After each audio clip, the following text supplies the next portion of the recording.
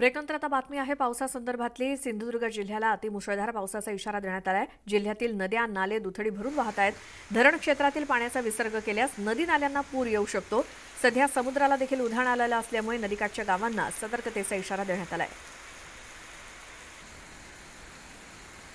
अधिक माहितीसाठी जाऊयात सिंधुदुर्गातून। आमचे प्रतिनिधी विशाल रेवडेकर आपल्यासोबत आहेत। विशाल, गेले 2 दिवस आपण पावसासंदर्भातला आढावा सिंधुदुर्गातला सातत्याने घेतोय।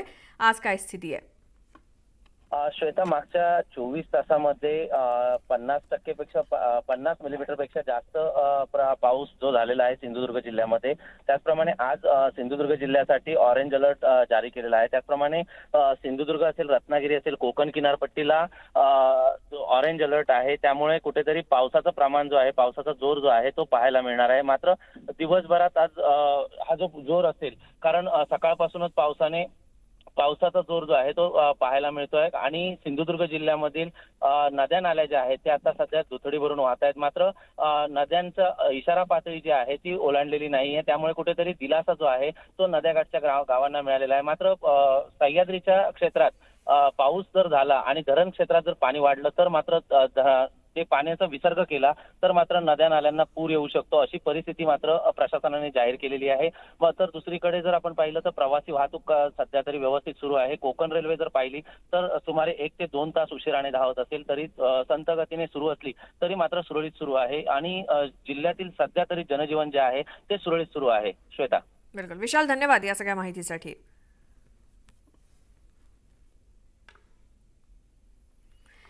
चंद्रपूर तालुक्यातील पिंपळखुटा गावाजवळ असलेल्या रेड अर्थ रिसॉर्टमध्ये अंधारी नदीचं पाणी शिरलंय आणि हीच नदी चंद्रपूर आणि गडचिरोली मार्गाच्या मधून जाते। झरी फाट्याजवळ पुलावरून अंधारी नदीचं पाणी जात असल्यामुळे चंद्रपूर ते गडचिरोली मार्गावरची वाहतूक ठप्प झाली आहे। दरम्यान याच नदीचं पाणी रिसॉर्टमध्ये सुद्धा शिरलंय आणि या रिसॉर्टमध्ये असलेल्या 7 ते 8 जणांची जिल्हा आपत्ती व्यवस्थापन पथकाकडून सुटका करण्यात आली। ताडोबा अंधारी व्याघ्र प्रकल्पातून उगम पावणाऱ्या अंधारी नदीत जंगलातून मोठ्या प्रमाणात पाणी आल्यानं पाणी पातळीत वाढ झाली।